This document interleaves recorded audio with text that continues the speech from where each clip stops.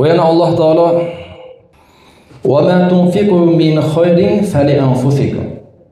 Nafaqa qilgan yaxshiliklaringiz o'zingizning foydangizga deyapti. Men muhtoj emasman deyapti Xudo taolo. Qanaqangi xayri ehson oshkora bo'lsin, maxfiy bo'lsin, Allohning farz qilgan zakot ushurlar bo'lsin, ixtiyoriy nafaqalar bo'lsin, bu hammasi foydasi o'zingizga deyapti. Alloh muhtoj emas. Shunday hamma narsa Allohniki. Va ma tunfiqu min khayri yuwaffa ilaykum wa antum la tuzlamun.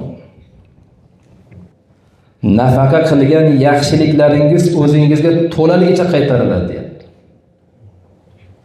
To'laligicha qaytariladi. Va antum la tuzlamun. Sizlarga qilgan xayr ehson nafaqalaringizda zarracha zulm qilinmaydi deyapti. To'laligicha qaytariladi. Bir tiyinni ham olib qolinmaydi deyapti. Qarang, savdoni qarang, Allohga beramiz. Ham Alloh bizga uni biz berganimizdan da ziyoda qilib qaytaradi. Alloh gunohlarimizni mag'firat qiladi.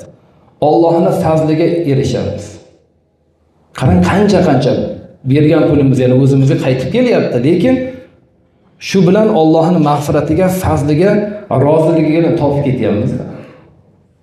Shunda ham shuncha va'dalar bo'lsa ham ko'pincha shayton vasvasasiga faqirlik haqidagi va'dasini uchib qolamiz.